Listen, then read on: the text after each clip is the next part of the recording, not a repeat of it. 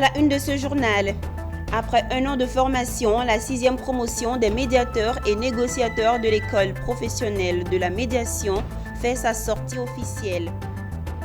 Le Sénat ivoirien a reçu la visite d'une délégation de parlementaires allemands pour discuter de la coopération bilatérale et de la décentralisation. Filière EVEICOL, la Fédération des organisations de producteurs agricoles de la filière EVEA a tenu son assemblée générale ordinaire. Et puis dans ce journal, dans le cadre de la fête de Tabaski, nous parlerons du business autour du mouton. Madame, Monsieur, bienvenue sur Business 24 Africa. Vous suivez le journal. La médiation et la négociation des leviers d'équilibre social sont des professions parmi tant d'autres. Ce jour, il y a eu lieu la sortie de la 6e promotion des médiateurs et négociateurs de l'école professionnelle de négociation et médiation de Côte d'Ivoire. Cette sortie marque la fin d'une formation d'1 an qui a permis à ces professionnels de développer des compétences en matière de négociation et de médiation. Anja Sémian et Tima Traoré. Au nombre de 14, les impétrants de l'école professionnelle de la médiation et de la négociation de Côte d'Ivoire reçoivent officiellement leur diplôme de fin de formation. Pendant une année, ils ont bravé les étapes de l'apprentissage afin de se hisser au rang de médiateurs et négociateurs professionnels au service de la nation ivoirienne. Mais en fait, c'est une médiation qui est très orientée sur la qualité de la relation. Donc généralement, quand on parle de médiation, on parle de gestion des conflits. Moi, j'ai toujours parlé de résolution des conflits, mais aussi de conduite de projets relationnels. Je confirme que tant qu'il n'y aura pas ces compétences-là, nous n'arriverons pas à régler les problématiques. Et ce qui est intéressant, en tout cas au travers de notre école, c'est que ces outils nous donnent un certain nombre d'indicateurs qui nous permettent de résoudre tout type de problème. Cette 6e promotion, baptisée Auguste Denise, regorge des hommes et femmes issus de différentes couches socio-professionnelles, aptes désormais au règlement effectif des conflits, mais également tout ce qui est accompagnement dans la qualité relationnelle et dans l'entente sociale. C'est à juste titre qu'était présente pour cette remise de diplôme et passation du flambeau de promotion des institutions et personnalités. Nous sommes heureux de pouvoir nous ajouter à la liste déjà des médiateurs professionnels en Côte d'Ivoire. Ceux qui sont sortis dans cette promotion sont des hommes de métier déjà. Construire l'excellence opérationnelle ou la performance stratégique nécessite bien entendu qu'il y ait des personnes de qualité et un environnement non conflictuel, un environnement de relations et de qualité des ressources humaines. Les encourager, c'est des personnes qui sont déjà en exercice et prendre de son temps, venir apprendre, naturellement, c'est que nous avions une vision. L'école professionnelle de la négociation et la médiation fait partie du réseau de la médiation professionnelle présente dans plusieurs pays du monde. Elle a formé à ce jour en Côte d'Ivoire 84 médiateurs et négociateurs professionnels. Le Sénat ivoirien a accueilli une délégation de parlementaires allemands conduite par l'ambassadeur de l'Allemagne en Côte d'Ivoire et le président du groupe parlementaire Allemagne-Afrique de l'Ouest. 2 heures durant, le président du Sénat ivoirien et ses hôtes ont échangé sur plusieurs sujets d'actualité, notamment la coopération bilatérale et la décentralisation. C'était en présence de Philippe Zabo et Richard Akiki.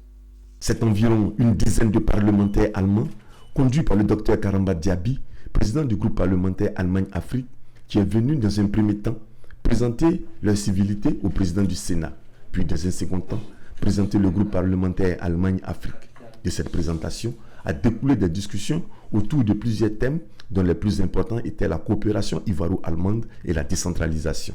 Sur le plan de la forêt, la protection de la forêt, sur le plan de la formation des jeunes, mais aussi sur le plan de développement de la coopération entre l'Allemagne et la Côte d'Ivoire. Donc les collègues sénateurs qui étaient là, avec M. le Président, nous ont donné beaucoup d'aperçus sur les activités que l'Allemagne fait ici, mais aussi l'avenir de la coopération entre nos deux pays. Et nous souhaitons que ça continue dans ce domaine-là parce que ce sont des thèmes qui sont très importants dans le futur.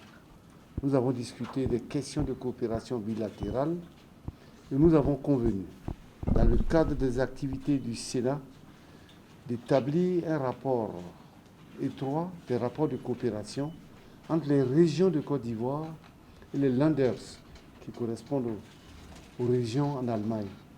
Là-dessus, il y a un parlementaire qui s'est fait fort de porter ce projet, d'autant plus que l'Allemagne dispose de fonds pour la coopération décentralisée. Nous allons approfondir cela. Nous voulons souligner aussi que l'Allemagne est le 3e pays bailleur au niveau bilatéral en Côte d'Ivoire.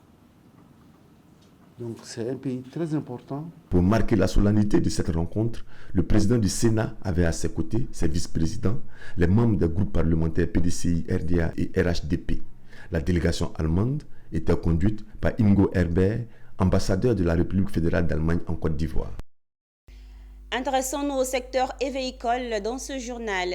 La délégation des organisations de producteurs agricoles de la filière EVEA de Côte d'Ivoire a organisé son assemblée générale ordinaire. Cet événement a rassemblé les délégués de différentes localités de Côte d'Ivoire pour discuter des enjeux actuels et futurs du secteur de l'EVEA ainsi que le bilan des activités déjà effectuées. C'est une centaine de membres, dont des directeurs, des délégués et responsables issus de la Fédération des OPA de producteurs de la filière EVEA de Côte d'Ivoire. Ils sont venus prendre part à l'Assemblée générale ordinaire. Venus de toutes les localités du pays, ce moment leur a été donné de participer aux travaux sur la présentation des rapports financiers et des activités de l'année précédente. Autre point marquant, la question de la distribution des fonds Covid. Après une période d'activité, la loi nous oblige à faire une assemblée générale ordinaire pour présenter les comptes de toute l'association. Et c'est de ça qu'il s'agit aujourd'hui. Nous avons présenté des activités de l'association. Nous avons présenté les finances de l'association qui ont été validées par notre comité de gestion interne et aussi par le commissaire aux comptes. Le fonds Covid, à partir du mois de juillet, sera distribué aux 129 977 producteurs qui ont été enregistrés dans la période Covid 2019-2021. L'Assemblée générale a aussi été le lieu d'appeler à l'unité et à la solidarité des producteurs de la filière EVEA de Côte d'Ivoire.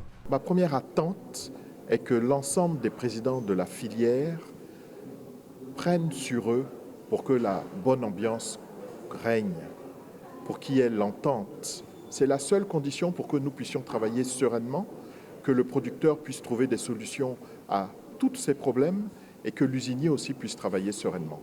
Donc, il faut que nous continuions main dans la main à maintenir la bonne ambiance dans la filière et à développer cette filière.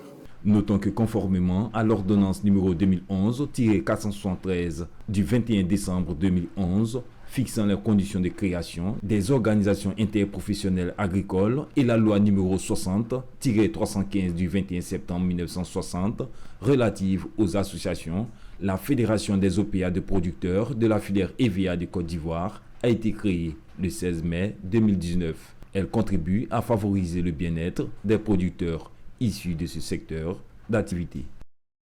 Ce reportage était signé Michel Brou et Richard Akeke. L'Organisation des Nations Unies pour le développement industriel, dans le cadre d'une coopération avec le Fonds pour l'environnement mondial et la Banque africaine de développement, ont initié, avec l'appui du ministère en charge de l'environnement, un atelier sur 3 jours. Thème: gestion et planification urbaine intégrée et durable d'Abidjan. L'objectif de ce projet est d'améliorer la capacité locale d'évaluation et de réponse à la dégradation de l'environnement. Djekou Silva et Augustin Kra pour le reportage. C'est un projet de grande envergure d'un coût global de 22 millions de dollars, environ 830 milliards de francs CFA. Le projet Abidjan Ville Durable est financé par l'Organisation des Nations Unies pour le développement industriel (ONUDI), le Fonds pour l'environnement mondial, la Banque africaine de développement et le FDFP. Il a pour objectif d'évaluer avec précision les émissions industrielles, renforcer la coordination des activités de lutte contre la pollution atmosphérique et les capacités techniques et logistiques du SIAPOL pour la surveillance de la qualité de l'air à Abidjan. C'est un projet financé par le Fonds pour l'environnement mondial et piloté en Côte d'Ivoire par deux agents d'exécution que sont l'ONUDI, l'Organisation des Nations Unies de développement durable et industriel, et la BAD. Voilà. Au niveau national, le ministère de l'Environnement nous accompagne dans l'exécution de ce projet à travers le Centre ivoirien anti-pollution. Le thème de ce projet, il faut dire que l'objectif même de ce projet, c'est d'améliorer la qualité de l'air par l'application des meilleures techniques disponibles et meilleures pratiques environnementales. Et aujourd'hui, nous voulons vraiment apporter une contribution à la réduction des polluants organiques persistants dans l'air. Dans le cadre de ce projet, nous avons apporté un financement pour permettre aux bénéficiaires, que sont les responsables QSE, entreprises et les agents du SIAPOL, de pouvoir bénéficier de cette formation. Vous savez qu'il y a eu la Convention d'Abidjan qui a travaillé dans le sens de la préservation de l'environnement à travers ses missions. Et au moment où le projet Abidjan Vie Durable va prendre le relais, il est bon de mener des actions de sensibilisation, des actions de formation, n'est-ce pas, à l'endroit d'une partie donc, des acteurs qui ont un effet sur l'environnement, c'est-à-dire les industriels. Notons que le projet Abidjan Ville Durable a pour objectif d'améliorer la qualité de l'air. Parlons à présent de la fête de Tabaski qui a été célébrée ce 28 juin. Cette fête très importante pour les musulmans par son caractère religieux tourne autour du mouton. L'on ne connaissait que les vendeurs de moutons et pourtant d'autres personnes font du business pendant la fête de Tabaski. Découvrons-les dans ce reportage signé Philippe Zabo et Richard Akeke. Nous sommes à Yopougon, au quartier Port-Boué 2, non loin de la mosquée de l'imam Koudous. À quelques mètres de là, un marché de moutons. Un marché en manque de moutons puisque nous sommes mercredi, jour de Tabaski, et les achats se sont faits la veille. Néanmoins, nous découvrons des personnes qui se font des sous en proposant d'autres services. Tenez, des personnes qui vendent des couteaux ou les aiguises, car les couteaux sont les outils obligatoires pour l'émulation des moutons. Moi, ça marche, chacun a gagné pour lui. Il y en a partout, ils sont beaucoup, on gagne un peu. Souvent on gagne beaucoup, souvent on gagne un peu. C'est un peu, mais aujourd'hui ça marche bien. C'est un peu. Je dis ça là, c'est 250. M'achète ça là. Je dis ça là, c'est dernier prix, c'est 1000 francs. 1000 francs. Je dis ça là, c'est 1800. Elle donne 1500. Elle donne 1500. Je dis ça là, ça c'est 500.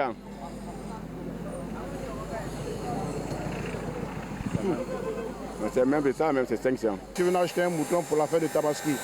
En même temps, j'ai en profité pour acheter 2 couteaux qui m'ont coûté presque 5000. On doit aiguiser à 500 francs. Donc voilà la raison pour laquelle je suis là ce matin. D'autres se sont spécialisés dans la vente de nourriture de moutons. Bon, on vend ça à 500, souvent. Voilà ça. Bon, ils vendent ça à 500. Tu vends ça à 500? Ouais. Depuis la fête a commencé, est-ce que ça marche un peu? Bon, souvent ça marche, souvent mais ça ne marche pas. Nous croyons avoir tout vu lorsque nous découvrons des jeunes qui, pour la Tabaski, se transforment en bouchers occasionnels, vendant leurs services à 15 000 francs. Non, normalement c'est à 15 000, 10 000 francs. Mais avec le tonton là, on a fait ça à 8 000 francs. Et cette année, est-ce que ça marchait un peu? Ouais, on ne se plaint pas, ça va un peu. Depuis le matin, depuis combien de jours, il y a eu combien de moutons? Non, aujourd'hui seulement c'est la fête, c'est le jour de la Tabaski qu'on tue les moutons. Donc aujourd'hui c'est notre premier client qui est là. On espère qu'il va nous porter chance. La Tabaski ou la fête de moutons se déroule une fois chaque année. Dans le monde de l'entrepreneuriat en Côte d'Ivoire, il faut compter désormais avec l'ingéniosité des jeunes pour se faire de l'argent.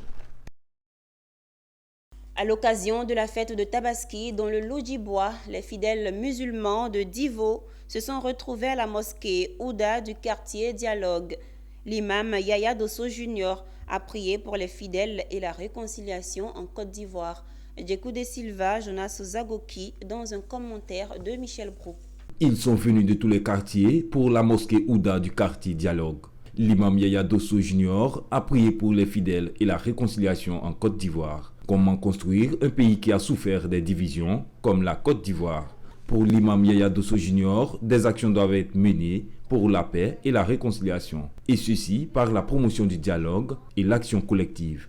La lutte contre le trafic de drogue a été aussi un sujet que l'imam a abordé.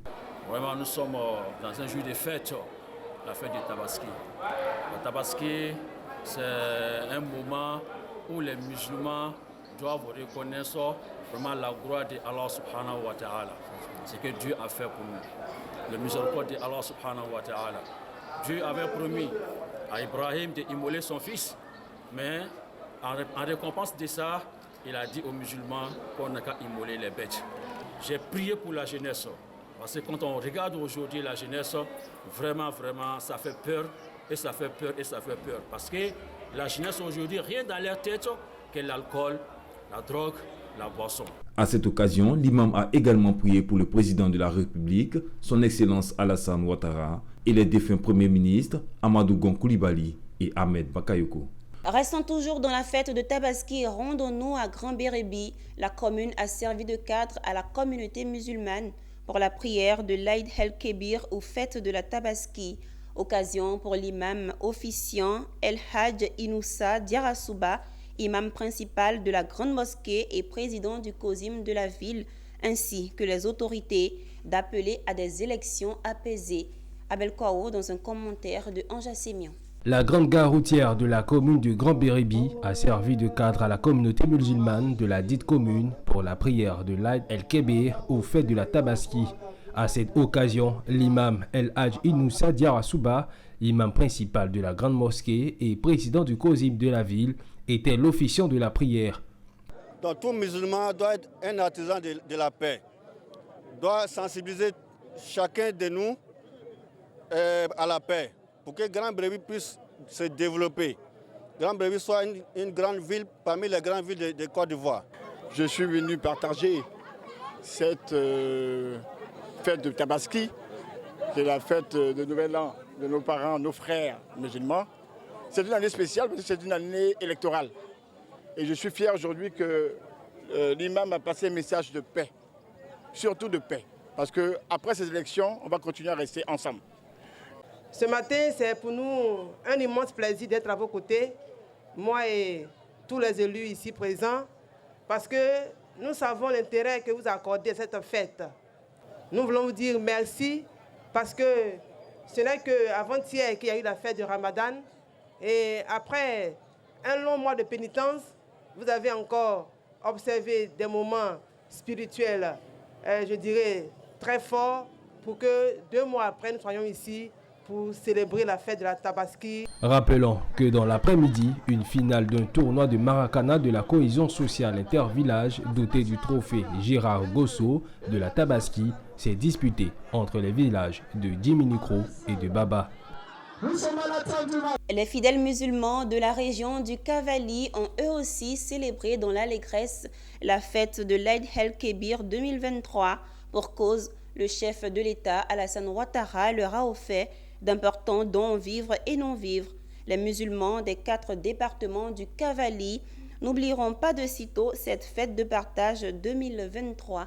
Le récit de Théodore Kanga. La el-Kébir, communément appelée Tabaski, a été célébrée avec face par la communauté musulmane du Cavali, notamment de Diglo, Bleulequin, Toulepleu et Taï. À cette occasion, la ministre Anne-Désirée Oulouto, présidente du conseil régional du Cavali, a au nom du chef de l'État offert 20 bœufs, 12 béliers, 4 tonnes de riz et des numéraires. À tous les imams de Diglo et à toute la communauté musulmane, nous connaissons le sens de cette fête.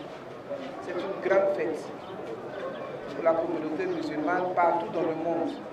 Je voudrais vous dire merci et prier que Dieu exauce toutes vos prières, qu'il accepte toutes vos prières et qu'il nous donne des grâces et bénédictions pour notre beau pays, pour notre président de la République, pour notre région.